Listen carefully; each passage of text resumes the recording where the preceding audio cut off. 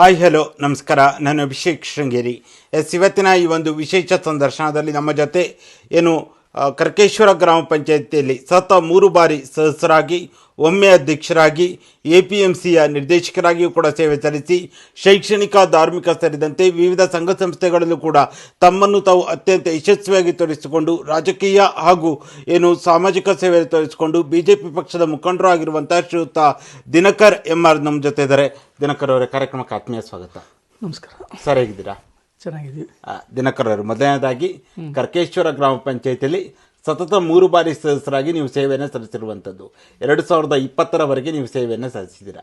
ಆ ಸದಸ್ಯರಾಗಿ 3 ಬಾರಿ ಸದಸ್ಯರಾಗಿ ನಿಮ್ಮ ಒಂದು ಸರ್ವಿಸ್ ಯಾವ ರೀತಿಯಾಗಿ ನಡೀತಾ ಇತ್ತು? ನಮ್ಮ ಸರ್ವಿಸು ಜನಗಳು ಏನು ಅಪೇಕ್ಷೆ ಇದೆ ಅದ್ರ ಮಟ್ಟಿಗೆ ಸಾಧಾರಣ 75% ಅವರ ಅಪೇಕ್ಷೆಯನ್ನು ಕಂಪ್ಲೀಟ್ ಮಾಡಿದ್ದೀವಿ. ಓಕೆ. ಪ್ರತಿಯೊಂದು ಹಳ್ಳಿ ಸಂಧಿ ಮೂಲೆಯಲ್ಲೂ ಸಹ ಆದಷ್ಟು ಕೆಲಸ ಕಾರ್ಯ ನಮ್ಮ ಕೈಲಾದಷ್ಟು ಕೆಲಸಗಳನ್ನ ನಾವು ಮಾಡಿದ್ದೀವಿ. ಓಕೆ. ಅಂದರೆ ಸತತ 3 ಬಾರಿ ಸದಸ್ಯರಾಗಿ ನೀವು ಮಾಡಿರುವಂಥ ಕೆಲಸ ಕಾರ್ಯಗಳು ವೈಯಕ್ತಿಕವಾಗಿ ನಿಮಗೆ ಖುಷಿ ಇದೆಯಾ? ತುಂಬ ಸಂತೋಷ ಇದೆ. ಓಕೆ. ಅಂದರೆ ಈಗ 1 ಬಾರಿ ಗ್ರಾಮ ಪಂಚಾಯತ್ ಸದಸ್ಯರಾಗಿ ಗೆಲ್ಲುವುದೇ ಕಷ್ಟ. ಯಾಕಂದರೆ ಸ್ಥಳೀಯ ಸಂಸ್ಥೆಗಳಲ್ಲಿ ಎಲ್ಲರೂ ಕೂಡ ಜನರು ನಿಮ್ಮ ಬಳಿ ಹೆಚ್ಚಾಗಿ ಬರ್ತಾರೆ. ಆ ಸಂದರ್ಭದಲ್ಲಿ ಆಂಟಿ ಇನ್ಕಮೆನ್ಸಿ ಆಗಿರ್ಬೋದು, ಪರ ವಿರೋಧ ಚರ್ಚೆಗಳು ಸತತವಾಗಿ ನಡೆಯುತ್ತೆ. ಸತತವಾಗಿ 3 ಬಾರಿ ಆಯ್ಕೆ ಆಗಲು ಕಾರಣ ಏನು? ನಮ್ಮ ಶ್ರಮದ ಮತ್ತು ಜನರಿಗೆ ಗೊತ್ತಿದೆ, ಪರವಾಗಿಲ್ಲ ಇವರು ಕೆಲಸ ಮಾಡ್ತಾರೆ, ಕೆಲಸ ಮಾಡೋ ಇವರಿಗೆ ಒಳ್ಳೆಯ ಅಭಿಪ್ರಾಯ ಇದೆ ಜನಗಳ ಮೇಲೆ. ಆಮೇಲೆ ಸಂಧಿ ಮೂಲೆ ಎಲ್ಲ ದಿವಸ ತಿರುಗೋದ್ರಿಂದ ಇವ್ರಿಗೆ ಪ್ರತಿಯೊಂದು ಮೂಲೆನೂ ಸಹ ಚೆನ್ನಾಗಿ ಗೊತ್ತಿದೆ. ಅದನ್ನು ಕೆಲಸ ಮಾಡ್ತಾ ಅನ್ನೋ ಉದ್ದೇಶದಿಂದ ಜನ ನನ್ನ ಮೇಲೆ ಭಾಳ ವಿಶ್ವಾಸ ಪ್ರೀತಿ ಇಟ್ಟು ಕೊಟ್ಟಿದ್ದಾರೆ ಅವಾಗ ಮತದಾನ ಮಾಡುವಾಗ. ಓಕೆ. ದಿನಕರ್ ಅವರು, ಅದರ ಜೊತೆಯಲ್ಲಿ ನೀವು ಒಮ್ಮೆ ನಿಮಗೆ ಅಧ್ಯಕ್ಷರಾಗಿ ಸೇವೆ ಸಲ್ಲಿಸುವ ಅವಕಾಶ ಕೂಡ ಒದಗಿ ಬರುತ್ತೆ. ಕರ್ಕೇಶ್ವರ ಗ್ರಾಮ ಪಂಚಾಯತಿಯ ಅಧ್ಯಕ್ಷರು ಕೂಡ ನೀವು ಆಗಿರುವಂಥದ್ದು. ಕರ್ಕೇಶ್ವರ ಗ್ರಾಮ ಪಂಚಾಯತಿ ಅಧ್ಯಕ್ಷರಾಗಿ ನಿಮ್ಮ ಒಂದು ಪಂಚಾಯತಿ ವ್ಯಾಪ್ತಿಯಲ್ಲಿ ನೀವು ಮಾಡಿರುವಂಥ ಪ್ರಮುಖ ಅಭಿವೃದ್ಧಿ ಕೆಲಸಗಳೇನು? ಪ್ರಮುಖ ಸುವರ್ಣ ಗ್ರಾಮ ಯೋಜನೆಯಲ್ಲಿ ನಮಗೆ ಸುಮಾರು ಫಂಡ್ ಸ್ಯಾಂಕ್ಷನ್ ಆಯಿತು. ಆ ಟೈಮಲ್ಲಿ ನಾನು ಕರ್ಕೇಶ್ವರ ನಮ್ಮ SC ಕಾಲೋನಿ, ST ಕಾಲೋನಿ ಕಾಂಕ್ರೀಟ್ಕರಣ, ಬೋರ್ವೆಲ್ಗಳು, ಕರೆಂಟು, ಇವೆಲ್ಲ ಏನು ಸಾಮಾಜಿಕ ಇದು ಕ್ಷೇತ್ರದಲ್ಲಿ ಗ್ರಾಮ ಪಂಚಾಯತ್ ಕ್ಷೇತ್ರದಲ್ಲಿ ಯಾವ ವಾರ್ಡಲ್ಲಿ ಏನೇನಾಗಿದೆ ಅಂತ ದಿನ ಬೆಳಗ್ಗೆ ಅದು ತಿರುಗಿ ನಾನು ಕೆಲವೊಂದು ಅರ್ಥಕೊಂಡು ಆ ಕೆಲಸ ಮಾಡಿದ್ದೀನಿ. ಓಕೆ. ಅದರ ಜೊತೆಯಲ್ಲಿ ನಿಮ್ಮ ಅವಧಿಯಲ್ಲಿ ಹಲವಾರು ಪ್ರಶಸ್ತಿಗಳು ಕೂಡ ನಿಮ್ಮ ಪಂಚಾಯತಿಗೆ ನಿಮಗೆ ಬಂದಿರುವಂಥದ್ದು. ಪ್ರಮುಖವಾಗಿ ಯಾವೆಲ್ಲ ಪ್ರಶಸ್ತಿಗಳು ನೀವು ಅಧ್ಯಕ್ಷ ಸಂದರ್ಭದಲ್ಲಿ ನಿಮ್ಮ ಒಂದು ಪಂಚಾಯತಿಗೆ ಬಂದಿದೆ? ನಮ್ಮ ಪಂಚಾಯತಿಯಲ್ಲಿ ನಿರ್ಮಲ ಗ್ರಾಮ ಪುರಸ್ಕಾರ ಡೆಲ್ಲಿಯಲ್ಲಿ ನಮ್ಮ ಕರೆದು ಸನ್ಮಾನ ಮಾಡಿದರು. ನಿರ್ಮಲ ಗ್ರಾಮ ಅಂದರೆ ಸ್ಯಾನಿಟರಿ ಇದ್ರ ಬಗ್ಗೆ ತುಂಬ ಕಾಳಜಿ ವಹಿಸಿ ಮಾಡಿದ್ದೀವಿ ಅಂತೇಳಿ ತಾಲೂಕ್ ಪಂಚಾಯತಿಂದ ಸೆಲೆಕ್ಷನ್ ಆಗಿದೆ. ಅದು ಯಾವುದೇ ರಾಜಕೀಯ ಇದು ಪ್ರವೇಶ ಇಲ್ಲ. ಅದರಲ್ಲಿ ಡೈರೆಕ್ಟ್ ನಾವು ಮಾಡೋ ಕೆಲಸವನ್ನು ಗುರುತು ಮಾಡಿಕೊಂಡು ಕೊಟ್ಟಿರೋ ಪ್ರಶಸ್ತಿ ನನಗೆ ತುಂಬ ಖುಷಿಯಾಗಿ ತಂದಿದೆ. ಓಕೆ. ಅದರ ಜೊತೆಯಲ್ಲಿ ನಿಮ್ಮ ಒಂದು ಕರ್ಕೇಶ್ವರ ಗ್ರಾಮ ಪಂಚಾಯಿತಿ ಒಂದು ರೀತಿಯಲ್ಲಿ BJP ತನ್ನ ಭದ್ರಕೋಟೆಯಾಗಿ ಮಾಡ್ಕೊಂಡಿತ್ತು. 2020ರ ಚುನಾವಣೆಯಲ್ಲಿ ಮಾತ್ರ BJPಯಲ್ಲಿ ಸೋಲನ್ನು ಕಂಡಿರುವಂಥದ್ದು. BJP ಕರ್ಕೇಶ್ವರವನ್ನು ಅಷ್ಟೊಂದು ತನ್ನ ಹಿಡಿತದಲ್ಲಿ ಇಟ್ಕೊಳ್ಳೋದು ಕಾರಣ ಏನು? BJP ಜನರು ಯಾರು ಕೆಲಸ ಮಾಡ್ತಾರೆ ಅವ್ರ ನಾಡಿ ಮಿಡಿತ ಮೇಲೆ ಜನ ಇರ್ತಾರೆ. ನಾವು ಚೆನ್ನಾಗಿ ಕೆಲಸ ಮಾಡಿದ್ದು ಜನ 3 ಬಾರಿ ಕೊಟ್ಟಿದ್ದಾರೆ ನಮಗೆ. 4ನೇ ಬಾರಿ ಆಂಟಿ ಇನ್ಕಮೆನ್ಸಿ ಎಲ್ಲದರಲ್ಲಿ ಇರುತ್ತೆ. ಅದು ಎಷ್ಟು ಕೆಲಸ ಮಾಡಿದ್ರು ಜನಕ್ಕೆ ಸಾಕಾಗೋದಂತ ಇರುತ್ತೆ. ಅದು ಕೆಲವರಿಗೆ ಸ್ವಲ್ಪ ಭಿನ್ನಾಭಿಪ್ರಾಯ ಇರುತ್ತೆ, ಅದರಿಂದ ಸ್ವಲ್ಪ ಹೋಗಿರ್ಬೋದು ಅನಿಸುತ್ತೆ. ಓಕೆ. ಈಗ ಪ್ರಸ್ತುತ ಅಲ್ಲಿ ಕಾಂಗ್ರೆಸ್ ಬೆಂಬಲಿತ ಬೋರ್ಡ್ ಇರುವಂಥದ್ದು. ಈಗ ಮತ್ತೆ ಇನ್ನೊಂದು 2-3 ತಿಂಗಳಿನಲ್ಲಿ ಚುನಾವಣೆ ಬರುವ ಸಾಧ್ಯತೆ.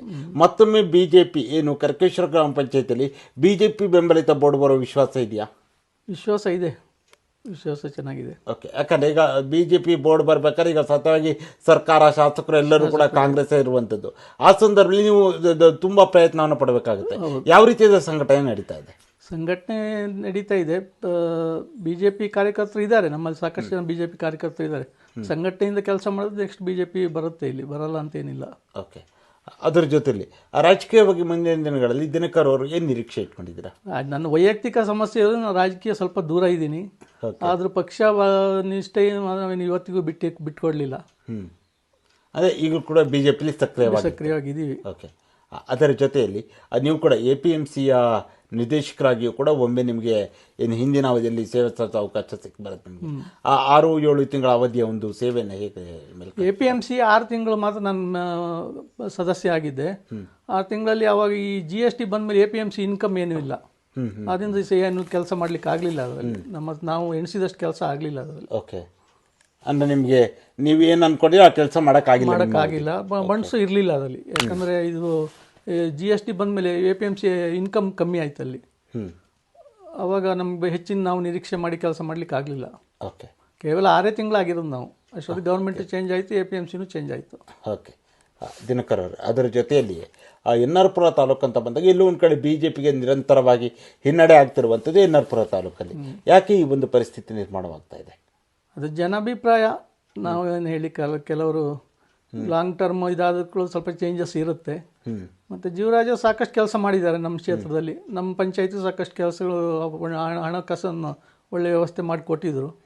ಅದು 3 ಟರ್ಮ್ ಇದಾದ್ರಿಂದ ಜನಗಳಿಗೆ ಸ್ವಲ್ಪ ಇನ್ನೂ ನಿರೀಕ್ಷೆ ಜಾಸ್ತಿ ಇರೋದ್ರಿಂದ ಕೆಲವು ಕಡೆ ಸ್ವಲ್ಪ ಕಮ್ಮಿ ವೋಟರ್ಸ್ ಬಂದಿರ್ಬೋದು ಅಂತ ನಾವು ತಿಳ್ಕೊಳ್ತೀವಿ. ಓಕೆ. ನಿಮ್ಮ ಒಂದು ಕರ್ಕೇಶ್ವರ ಪಂಚಾಯತಿ ವ್ಯಾಪ್ತಿಯಲ್ಲಿ ಇರುವಂಥ ಪ್ರಮುಖ ಸಮಸ್ಯೆಗಳೇನು? ಫಸ್ಟಿಗೆ ನಾನು ಬಂದಾಗ ಇಲ್ಲಿ ನೀರಿನ ಸಮಸ್ಯೆ, ರೋಡಿನ ಸಮಸ್ಯೆ ಸಾಕಷ್ಟು ಇದ್ದಿತ್ತು. ಓಕೆ. ನನ್ನ ಕೈಲಾದ ಮಟ್ಟಿಗೆ ನಾನು ಪಕ್ಷಭೇದ ಮರೆತು ಕೆಲಸ ಮಾಡಿದ್ದೀನಿ. ಬೆಳಿಗ್ಗೆ ನೀರಿಲ್ಲ ಅಂದ್ರೆ ಪ್ರತಿ ವಾರ್ಡಿಗೆ ಹೋಗಿ ನೋಡ್ತಾ ಇದ್ದೆ. ಬೆಳಗ್ಗೆ ಮುಂಚೆ 7 ಹೋಗಿ ಯಾವ ವಾರ್ಡಲ್ಲಿ ನೀರು ಬಂತು, ಯಾವ್ದು ಬರಲಿಲ್ಲ, ಏನು ಸಮಸ್ಯೆ ಕೇಳ್ತಾ ಇದ್ದೆ. ಆ ಫಂಡ್ಸು ಅವಾಗ ಕಮ್ಮಿ ಇತ್ತು ಸ್ವಲ್ಪ. ಅದು ನಮ್ಮ ಜನಗಳ ನಿರೀಕ್ಷೆ ಮಾಡಲಿಕ್ಕಾಗಿ ನಮ್ಮ ಮನಸ್ಸಿಗೆ ಸಮಾಧಾನ ಆಗೋಷ್ಟು ಕೆಲಸ ನಾವು ಮಾಡಿದ್ದೀವಿ. ಓಕೆ. ನೀವು ಮಾಡಿರುವಂಥ ಕೆಲಸಗಳು ನಿಮ್ಗೆ ಖುಷಿ ತಂದಿದೆ. ಖಂಡಿತ. ಓಕೆ. ಈಗ ಪ್ರಸ್ತುತ ಯಾವ ರೀತಿಯಾಗಿ ನಡೀತಾ ಇದೆ ನಿಮ್ಮದು ಕರ್ಕೇಶ್ವರ ಪಂಚಾಯತಿ? ಯಾವ ರೀತಿಯಾದ ಆಡಳಿತ ನಡೀತಾ ಇದೆ ಪ್ರಸ್ತುತ? ಪರವಾಗಿಲ್ಲ, ಅಭಿವೃದ್ಧಿ ಭಾಳ ಅಷ್ಟೇನಲ್ಲ ಅಂತ ನಿರೀಕ್ಷೆ ಮಾಡೋದಕ್ಕೆ ಅಂತ ಅಷ್ಟಿಲ್ಲ. ಅದು ಸಾಧಾರಣ ನಡೀತಾ ಇದೆ, ಪರವಾಗಿಲ್ಲ. ಓಕೆ. ಅದರ ಜೊತೆಯಲ್ಲಿ ನೀವು ರಾಜಕೀಯವನ್ನು ನಾವು ಹೊರತುಪಡಿಸಿ ಮಾತಾಡಿದ್ರೆ ನೀವು ಶಿಕ್ಷಣ ಸಂಸ್ಥೆಯಲ್ಲೂ ಕೂಡ ನಿಮ್ಮದೇ ಆದ ರೀತಿಯಲ್ಲಿ ಸೇವೆಯನ್ನು ಸಲ್ಲಿಸ್ತಾ ಇದ್ದೀರಾ. ಈ ಶಿಕ್ಷಣ ಸಂಸ್ಥೆ STMC ಅದರಲ್ಲೂ ಕೂಡ ಇರುವಂಥದ್ದು, ನಾಮಿನಿ ಕೂಡ ಆಗಿರುವಂಥದ್ದು, ಹೈಸ್ಕೂಲ್ ಇದರಲ್ಲಿ ಅನಿಸುತ್ತೆ, ಎಲ್ಲವೂ ಕೂಡ ಶಿಕ್ಷಣ ಸಂಸ್ಥೆಯಲ್ಲೂ ಕೂಡ ನೀವು ಉತ್ತಮ ಸೇವೆ. ಈ ಶಿಕ್ಷಣದ ಬಗ್ಗೆ ಆಸಕ್ತಿಯ ಕುರಿತಾಗಿ ಏನು? ಶಿಕ್ಷಣದ ಬಗ್ಗೆ ಮಕ್ಕಳು ಇಲ್ಲಿ ಹಳ್ಳಿ, ಈಗ ಅವಾಗ ಗೌರ್ಮೆಂಟ್ ಸ್ಕೂಲಲ್ಲಿ ಮಕ್ಕಳು ಜಾಸ್ತಿ ಇದ್ರು. ಒಂದು 15-20 ವರ್ಷ ಹಿಂದೆ ಸಾಕಷ್ಟು ಮಕ್ಕಳು ಗೌರ್ಮೆಂಟ್ ಸ್ಕೂಲಲ್ಲಿ ಬರ್ತಾ ಇದ್ರು. ನಮ್ಮ ಮೇಲ್ಪಾಲ್ ಸ್ಕೂಲಲ್ಲೇ ಸುಮಾರು 150-180 ಸ್ಟ್ರೆಂತ್ ಇತ್ತು. ಇವಾಗ 40 ಸ್ಟ್ರೆಂತಿಗೆ ಬಂದಿದೆ. ಎಲ್ಲ ಇಂಗ್ಲೀಷ್ ಮೀಡಿಯಂ ಶಾಲೆಗೆ ಹೋಗಿಬಿಟ್ಟು ಸ್ಟ್ರೆಂತ್ ಕಮ್ಮಿ ಆಗಿದೆ. ಆ ಟೈಮಲ್ಲಿ ನಾವು ಸಾಕಷ್ಟು ಶಾಲೆ ಕಾಂಪೌಂಡು, ಬೇರೆ ಬೇರೆ ರೂಮ್ಗಳು, ಇಂಥವೆಲ್ಲ ಅಭಿವೃದ್ಧಿ ಕಾರ್ಯಗಳನ್ನು ತುಂಬ ಮಾಡಿದ್ವಿ ಸ್ಕೂಲಿಗೆ STMC ಅಧ್ಯಕ್ಷ ಆಗಿದ್ದಾಗ. ಓಕೆ. ಅದರ ಜೊತೆಲಿ ಧಾರ್ಮಿಕ ಕ್ಷೇತ್ರಕ್ಕೂ ಕೂಡ ತಮ್ಮದೇ ಆದ ರೀತಿಯ ಕೊಡುಗೆಯನ್ನು ನೀಡ್ತಾ ಇದ್ದೀರಾ. ಧಾರ್ಮಿಕ ಆಸಕ್ತಿಯು ಕೂಡ ದಿನಕರ್ ಅವ್ರಿಗೆ ಹೆಚ್ಚಿನದಾಗಿರುವಂಥದ್ದು. ಈ ಧಾರ್ಮಿಕ ಆಸಕ್ತಿ ಆಗಿರ್ಬೋದು, ಧಾರ್ಮಿಕ ಕ್ಷೇತ್ರದ ಕುರಿತಾಗಿ ಒಬ್ಬ ಏನು ಧಾರ್ಮಿಕಗೆ ಹೆಚ್ಚಿನದಾಗಿ ಅದ್ರ ಮೇಲೆ ನಂಬಿಕೆ ಇಟ್ಟಿರುವ ವ್ಯಕ್ತಿಯಾಗಿ ಏನು ಹೇಳಕ್ಕೆ ಬಯಸ್ತೀರಾ? ನಾವು ಹಿಂದೂ ಧರ್ಮದ ಪ್ರಕಾರ ನಾವು BJP ಇರೋದು, ನಾವು ಹಿಂದೂ ಧರ್ಮದ ಪ್ರಕಾರನೇ ನಡ್ಕೊಂಡು ಹೋಗಿ ಹಿಂದೂ ಧರ್ಮ ಮುಂದೆ ಬರಲಿ ಅನ್ನೋ ಆದೇಶ ಇಟ್ಕೊಂಡು ಮಾಡಿದ್ವಿ. ಗಣಪತಿ ಫಂಕ್ಷನ್ ನಮಗೆ ಸಕ್ರಿಯವಾಗಿ 15-20 ವರ್ಷ ನಾನು ಕಾರ್ಯದರ್ಶಿಯಾಗಿ ಅಧ್ಯಕ್ಷನಾಗಿ ಕೆಲಸ ಮಾಡಿದ್ದೀನಿ. ಆ ಕೆಲಸ ನನಗೆ ತೃಪ್ತಿ ತಂದಿದೆ. ಓಕೆ. ಈಗ ರಾಜಕೀಯವಾಗಿ ಮುಂದಿನವ್ರಿಗೆ ಒಂದು ಕೆಲವರಿಗೆ ಆಸ್ಪರೆಂಟ್ ಕೆಲವು ಇದ್ದೇ ಇರುತ್ತೆ. ರಾಜಕೀಯವಾಗಿ 2-3 ಬಾರಿ ಗೆದ್ದು ತಂಡವುದು ನನಗೆ ಆ ಹುದ್ದೆ ಬೇಕು, ಈ ಹುದ್ದೆ ಬೇಕು, ನಾನು ರಾಜಕೀಯವಾಗಿ ಬೆಳಿಬೇಕನ್ನೋ ಆಸೆಗಳಿರುತ್ತೆ.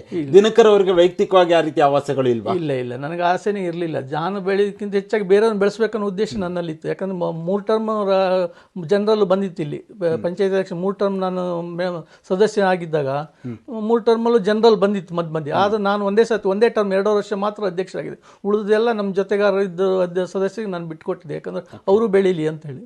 ಓಕೆ. ಈಗ ಪ್ರಸ್ತುತವಾಗಿ ನಿಮ್ಮ ಕರ್ಕೇಶ್ವರ ಪಂಚಾಯತ್ ವ್ಯಾಪ್ತಿಯಲ್ಲಿ ನಿಮ್ಮ ಒಂದು BJP ಪಕ್ಷ ಹೇಗಿದೆ? ಸದ್ಯದ ಮಟ್ಟಿಗೆ ಪರವಾಗಿಲ್ಲ, ಚೆನ್ನಾಗಿದೆ. ಓಕೆ. ಮುಂದಿನ ಎಲೆಕ್ಷನ್ ಹೋಗಿರ್ಬೋದು, ಬಟ್ ಮುಂದಿನ ದಿನಗಳಲ್ಲಿ ಸರಿ ಆಗ್ಬೋದು ನನಗೆ ಅನಿಸಿಕೆ ಇದೆ. MLA ಎಲೆಕ್ಷನ್ ಕೂಡ MLA ಎಲೆಕ್ಷನಲ್ಲೂ MP ಎಲೆಕ್ಷನ್ ಹತ್ರ 600 ವೋಟ್ಗಳ ಲೀಡ್ ಸಿಗುತ್ತೆ. ಈಗಿರುವಾಗ ಎಲ್ಲಿ ಒಂದ್ ಕಡೆ ಕಾರ್ಯಕರ್ತರಿಗೆ ಇನ್ನೂ ವಿಶ್ವಾಸ ಇದೆಯಾ ಮುಂದೆ ಮತ್ತೊಮ್ಮೆ ನಮ್ಮ ಬೋರ್ಡ್ ಬರುತ್ತೆ ಅನ್ನುವ? ಇದೆ, ಕಾರ್ಯಕರ್ತರಲ್ಲಿ ವಿಶ್ವಾಸ ಇದೆ. ಓಕೆ. ತುಂಬ ವಿಶ್ವಾಸ ಇದೆ, ತರಬೇಕು ಇನ್ನೊಂದ್ಸತಿ ಅಂತೇಳಿ. ಮತ್ತು MP ಎಲೆಕ್ಷನ್ ಸಾಕಷ್ಟು ಲೀಡಲ್ಲೇ ಇತ್ತು ನಮ್ಮದು. MLA election highest lead. ನಮ್ಮ ಪಂಚಾಯತಿಯಲ್ಲಿ MLA ಎಲೆಕ್ಷನ್ ಲೀಡ್ ಕಮ್ಮಿ ಆಗಿಲ್ಲ. 60-65% ವೋಟ್ BJP ಬಿದ್ದಿತ್ತು. ಕರೆಕ್ಟ್. ಓಕೆ. ದಿನಕರ್, ಅದರ ಜೊತೆಯಲ್ಲಿ ಯಾಕೆ ಇತ್ತೀಚಿನ ನೀವು ರಾಜಕೀಯವಾಗಿ ಒಂದು ರೀತಿಯಲ್ಲಿ ಸಕ್ರಿಯವಾಗಿ ಅಷ್ಟಾಗಿ ಕಾಣಿಸ್ಕೊಳ್ತಾ ಇಲ್ಲ? ನನ್ನ ವೈಯಕ್ತಿಕ ಕಾರಣಗಳು ಸುಮಾರಿದ್ದಾವೆ, ಅವೆಲ್ಲ ಹೇಳುವಂಥ ಕಾರಣಗಳಲ್ಲ. ಓಕೆ. ರಾಜಕೀಯವಾಗಿ ಇದೀವಿ, ಇಲ್ಲ ಅಂತೇನಿಲ್ಲ. ಭಾಳ ಸಕ್ರಿಯವಾಗಿ ಇದು ಮಾಡ್ಕೊಳ್ಳೋದು ನಮ್ಗೆ ಟೈಮ್ ಸಾಕಾಗ್ತಿಲ್ಲ. ಆಮೇಲೆ ನಮ್ಮ ವೈಯಕ್ತಿಕ ಸಮಸ್ಯೆಗಳು ಜಾಸ್ತಿ ಇದ್ದಾವೆ. ಓಕೆ. ಮತ್ತು ರಾಜಕೀಯದಿಂದ ಏನು ತೊಂದರೆ ಆಗಿದ್ದು ನನಗೇನಿಲ್ಲ, ಬೇರೆಯವರಿಗೂ ತೊಂದರೆ ಆಗಿದ್ದು ನನ್ನಿಂದ ತೊಂದರೆ ಆಗಿದ್ದಿಲ್ಲ, ಬೇರೆಯವ್ರಿಗೆ ನಂಗೆ ತೊಂದರೆ ಆಗಿದ್ದು ಏನಿಲ್ಲ. ಓಕೆ. ಓಕೆ. ನೀವು ರಾಜಕೀಯವಾಗಿ ಬೆಳೆದು ಬಂದ ಹಾದಿಯನ್ನು ಒಂದು ಬಾರಿ ಮೆಲ್ಕು ಹಾಕಿ ನೋಡಿದ್ರೆ, ನೀವು ಕೂಡ ಬೇಸಿಕ್ಲಿ ಗೋವಿಂದೇಗೌಡರವರ ಜೊತೆ ಆ ಒಂದು ದಿನಗಳನ್ನ ಮೆಲ್ಕು ಹಾಕಿ ನೋಡಿದ್ರೆ ಹೇಗೆ ಅನ್ಸುತ್ತೆ? ಈಗ ಪರವಾಗಿಲ್ಲ, ಈಗ ರಾಜಕಾರಣ ತುಂಬ ಚೆನ್ನಾಗಿದೆ ಅನ್ಸುತ್ತೆ. ಅವತ್ತಿನ ದಿನಗಳು ಹೇಗಿತ್ತು? ಆಗಿನ ರಾಜಕಾರಣಕ್ಕೂ ಈಗಿನ ರಾಜಕಾರಣಕ್ಕೂ ಏನು ಡಿಫ್ರೆನ್ಸ್ ಕಂಡು? ಅವಾಗಿನ ರಾಜಕಾರಣದಲ್ಲಿ ಗೋವಿಂದೇಗೌಡರು ಸಾಕಷ್ಟು ಪ್ರಾಮಾಣಿಕ ವ್ಯಕ್ತಿ, ಒಳ್ಳೆ ಕೆಲಸಗಳನ್ನು ಮಾಡಿದ್ದಾರೆ. ಆ ಹಿನ್ನೆಲೆಯಲ್ಲಿ ನಾವು ಅವ್ರ ಹಿಂದೆ ಜನತಾದಳ ಅಂತ ಹೋದ್ವಿ. ಜನತಾ ದಳ ಹೋದ್ಮೇಲೆ ಮತ್ತು BJP ಜೀವರಾಜ್ ಅವರು ಇದಾದ್ಮೇಲೆ ಜೀವರಾಜ್ ಅವ್ರ ಜೊತೆಗೆ ಸೇರಿದ್ಮೇಲೆ ಜೀವರಾಜ್ ಅವರು ಸಾಕಷ್ಟು ಸಹಾಯ ಮಾಡಿದ್ದಾರೆ ನಮ್ಗೆ ಅವಾಗ. ಅಭಿವೃದ್ಧಿ ಕಾರ್ಯ ಇರ್ಬೋದು, ರಾಜಕೀಯ ಇರ್ಬೋದು, ಎಲ್ಲದರಲ್ಲೂ ಒಳ್ಳೆ ಚೆನ್ನಾಗಿ ಸ್ಪಂದಿಸಿ ಒಳ್ಳೆ ಕೆಲಸವನ್ನು ಮಾಡಿಕೊಟ್ಟಿದ್ದಾರೆ ಜೀವರಾಜ್ ಅವರು. ಓಕೆ, ಅಂದರೆ ನಿಮ್ಮ ಒಂದು ಅವಧಿಯಲ್ಲಿ ಅಥವಾ ನಿಮ್ಮ ಒಂದು ಸಾರ್ವಜನಿಕ ಜೀವನದಲ್ಲಿ ದಿನಕರ್ ಅವರು ಮಾಡಿರುವಂಥ ಅತ್ಯಂತ ಪ್ರಮುಖವಾದ ಕೆಲಸ ಏನು ನಿಮ್ಮ ಒಂದು ಕರ್ಕೇಶ್ವರ ಪಂಚಾಯತ್ ವ್ಯಾಪ್ತಿಯಲ್ಲಿ? ಕರ್ಕೇಶ್ವರ ಪಂಚಾಯತಿ ವ್ಯಾಪ್ತಿಯಲ್ಲಿ ಕಾಂಕ್ರೀಟೀಕರಣ ಮತ್ತು ಬೋರ್ವೆಲ್ಗಳು, ನೀರಿನ ಸಮಸ್ಯೆ ಭಾಳ ಇತ್ತು ಅವಾಗ. ಬೋರ್ವೆಲ್ ಎಲ್ಲೆಲ್ಲಿ ಬೋರ್ವೆಲ್ ಬೇಕೋ ಅಲ್ಲೆಲ್ಲಿ ತೆಗೆಸಿದ್ವಿ. ಕೆಲವು ಬೋರ್ವೆಲ್ಗಳು ಫೇಲ್ ಆಯಿತು, ಆದರೂ ಕುಡಿಯೋ ನೀರಿನ ವ್ಯವಸ್ಥೆ ಸ್ವಲ್ಪ ಮಾಡಿದ್ದೀವಿ. ಅದು ಚೆನ್ನಾಗಿ ಆಯ್ತು ಅನ್ಸುತ್ತೆ ನನಗೆ. ಅಂದರೆ ಖುಷಿ ಇದೆ ನಿಮಗೆ? ಖುಷಿ ಇದೆ. ಅದ್ರ ರೀತಿ ಒಂದು ಸಾರ್ವಜನಿಕ ಜೀವನದ ತೋರಿಸ್ಕೊಂಡ ಸಂದರ್ಭದಲ್ಲಿ ಆ ಕುಟುಂಬವೂ ಕೂಡ ಅಷ್ಟೇ ಪ್ರಮುಖ ಪಾತ್ರ, ಯಾಕಂದರೆ ಅವರು ಕೂಡ ಬೆಂಬಲವಾಗಿ ನಿಲ್ಬೇಕಾಗ್ತದೆ. ಹಾಗೆ ನಿಮ್ಮ ಒಂದು ಕುಟುಂಬ, ನಿಮ್ಮ ಮನೆಯವರಾಗಿರ್ಬೋದು, ನಿಮಗೆ ನಿಮ್ಮ ಒಂದು ಕೆಲಸ ಕಾರ್ಯಗಳಿಗೆ ಯಾವ ರೀತಿಯಾಗಿ ಸಪೋರ್ಟಿವ್ ಆಗಿದೆ? ಇಲ್ಲ, ನಮ್ಮ ಮನೆಯವ್ರ ಕುಟುಂಬದ ಸಹಕಾರ ಇದ್ರೆ ನಾನು ಈ ಮಟ್ಟಕ್ಕೆ ಬೆಳೀಲಿಕ್ಕೆ ಸಾಧ್ಯ ಆಯಿತು ಅಂತ ನನ್ನ ಅನಿಸಿಕೆ. ಓಕೆ, ಅಂದರೆ ಎಲ್ಲ ರೀತಿಗೂ ಸಪೋರ್ಟ್ ಮಾಡಿದ್ದಾರೆ. ದಿನಕರ್ ಅವರೇ, ಕೊನೆಯದಾಗಿ ನಿಮ್ಮ ಸಂಪೂರ್ಣವಾದ ರಾಜಕೀಯ ದಿನಗಳನ್ನ ಪ್ರಾರಂಭದಿಂದ ಹಿಡಿದು ಇಲ್ಲಿಯವರೆಗೆ ಕೊನೆಯದಾಗಿ ಒಂದು ಬಾರಿ ಮೆಲ್ಕಾಕ್ ನೋಡಿದ್ರೆ ಎಷ್ಟು ಖುಷಿ ಆಗುತ್ತೆ? ತುಂಬ ಖುಷಿ, 99% ಖುಷಿ ಇದೆ. 1% ಜನಾಭಿಪ್ರಾಯ ಬೇರೆ ಥರ ಆಗಿದ್ದು ಅದಕ್ಕೆ ನಾವು ಹೊಣೆ ಅಲ್ಲ. ಜನರ ಸ್ಪೀಡಿಗೆ ನಾವು ಹೋಗ್ತಾ ಇದೀವಲ್ಲ ಅನಿಸುತ್ತೆ ನನಗೆ. ಮತ್ತು ಸೋಷಿಯಲ್ ಮೀಡಿಯಾದಲ್ಲಿ ನಾವು ಅಷ್ಟೊಂದು ಬಳಸ್ಕೊಂಡಿಲ್ಲ. ಸೋಷಿಯಲ್ ಮೀಡಿಯಾದಲ್ಲಿ ಬಳಸ್ಕೊಂಡಿದ್ರೆ ಅವಾಗ ಕೆಲಸಗಳೆಲ್ಲ ಅವಾಗ ಸೋಷಿಯಲ್ ಮೀಡಿಯಾದಲ್ಲಿ ಬರ್ತಾ ಇದ್ದೆ, ಜನರಿಗೆ ಅನಿಸ್ತಾಯಿತ್ತು ಇವ್ರು ಕೆಲಸ ಮಾಡಿದ್ದಾರೆ ಅಂತ. ಸೋಷಿಯಲ್ ಮೀಡಿಯಾ ಇದ್ದಿತ್ತಲೇ ಸ್ಟಾರ್ಟ್ ಆಗಿ, ನಾವಿರೋ ಸೋಷಿಯಲ್ ಮೀಡಿಯಾ ಅಷ್ಟು ಇಂಪಾರ್ಟೆಂಟ್ ಇರಲಿಲ್ಲ ಅವಾಗ, ಕೊಡ್ತಾನೂ ಇರಲಿಲ್ಲ ಅವಾಗ. ನಮ್ಮ ಕೆಲಸ ಗುರ್ತ ಹಿಡಿಲಿಲ್ಲ ಜನ. ಆಮೇಲೆ ಯೋಚನೆ ಮಾಡೋದು, ಪರವಾಗಿಲ್ಲ ಅವರಿರೋ ತನಕ ಕೆಲಸ ಚೆನ್ನಾಗಿತ್ತು ಅಂತ ಜನಗಳ ಅಭಿಪ್ರಾಯ ಆಗಿದೆ ಈಗ. ಈ ಸಂದರ್ಭದಲ್ಲಿ ಮುಂದೆ ಸತತವಾಗಿ ಚುನಾವಣೆಗಳು ಬರ್ತಾ ಇರುವಂಥದ್ದು, ಎಲ್ಲ ವಿಚಾರಗಳ ಕುರಿತಾಗಿ ನಿಮ್ಮ ಪಕ್ಷದ ಕಾರ್ಯಕರ್ತರಿಗೆ, ಮುಖಂಡರಿಗೆ, ನಿಮ್ಮ ಭಾಗದಲ್ಲಿರುವಂಥವರಿಗೆ, ಸಾರ್ವಜನಿಕರಿಗೆ, ಮತದಾರರಿಗೆ ಏನು ಹೇಳಕ್ಕೆ ಬಯಸ್ತೀರಾ? ಎಲ್ಲರೂ ಮುಂದೆ ನಾವು ಪಕ್ಷ ಭೇದ ಮರೆತು ನಮ್ಮ ಇದಕ್ಕೆ ನಾವು ಏನು ಹೇಳ್ತೀವೋ ಅದಕ್ಕೊಂದು ಓಟ್ ಕೊಡಬೇಕು ಎಲ್ಲ ಜನಗಳು ಅಂತೇಳಿ ನಾನು ಹೇಳಲಿಕ್ಕೆ ಬಯಸ್ತೇನೆ. ದಿನಕರ್ ಅವರು, ಇದುವರೆಗೂ ಈ ಒಂದು ಸಂದರ್ಶನದಲ್ಲಿ ಭಾಗವಹಿಸಿ ನೀವು ಸತತ 3 ಬಾರಿ ಗ್ರಾಮ ಪಂಚಾಯತ್ ಸದಸ್ಯರಾದ ವಿಚಾರ, ಅಧ್ಯಕ್ಷರಾಗಿ ನೀವು ಮಾಡಿದಂಥ ಕೆಲಸ ಕಾರ್ಯಗಳಾಗಿರ್ಬೋದು, ಜೊತೆಗೆ ವಿವಿಧ ಸಂಘ ಸಂಸ್ಥೆಗಳು, ಶೈಕ್ಷಣಿಕ, ಧಾರ್ಮಿಕ, ಬೇರೆ ಬೇರೆ ಸಂಘ ಸಂಸ್ಥೆಗಳಲ್ಲಿ ತೊಡಗಿಸಿಕೊಂಡ ವಿಚಾರ, ನೀವು ಅಧ್ಯಕ್ಷರ ಸಂದರ್ಭದಲ್ಲಿ ಬಂದಂಥ ಪ್ರಶಸ್ತಿಗಳಾಗಿರ್ಬೋದು, 3 ಬಾರಿ ಆಯ್ಕೆಯಾಗಲು ಕಾರಣ ಏನು, ಹಾಗೆ ಮುಂದೆ ಬರ್ತಿರುವಂಥ ಸ್ಥಳೀಯ ಸಂಸ್ಥೆಗಳ ಚುನಾವಣೆ, ಈ ಎಲ್ಲ ವಿಚಾರಗಳ ಕುರಿತಾಗಿ ಸುದೀರ್ಘವಾದ ಚರ್ಚೆಯಲ್ಲಿ ಭಾಗವಹಿಸಿದ್ದಕ್ಕಾಗಿ ನಮ್ಮ ಸೇರಿ ಸಮಾಚಾರ ತಂಡದ ವತಿಯಿಂದ ನಿಮಗೆ ಹೃತ್ಪೂರ್ವಕ ಧನ್ಯವಾದಗಳು. ನೋಡಿದ್ರಲ್ಲ ವೀಕ್ಷಕರೇ, ಇದು ಕರ್ಕೇಶ್ವರ ಗ್ರಾಮ ಪಂಚಾಯತಿಯಲ್ಲಿ 3 ಬಾರಿ ಸದಸ್ಯರಾಗಿ ಶೈಕ್ಷಣಿಕ, ಧಾರ್ಮಿಕ, ಸಾಮಾಜಿಕ ಎಲ್ಲ ಕ್ಷೇತ್ರಗಳಲ್ಲೂ ಕೂಡ ತಮ್ಮನ್ನು ತಾವು ಅತ್ಯಂತ ಯಶಸ್ವಿಯಾಗಿ ತೊಡಗಿಸಿಕೊಂಡು ಸಮಾಜದ ಸೇವೆಯಲ್ಲಿ ತೊಡಗಿಸಿಕೊಂಡಿರುವಂಥ ಶ್ರೀಯುತ ದಿನಕರ್ MR ಅವರ ಜೊತೆಗಿನ ವಿಶೇಷ ಸಂದರ್ಶನ. ಮುಂದಿನವರ ಇನ್ನೊಬ್ಬ ವಿಶೇಷ ಅತಿಥಿಯ ಜೊತೆ ನಿಮ್ಮ ಮುಂದೆ ಬರುತ್ತೆ. ನಮಸ್ಕಾರ.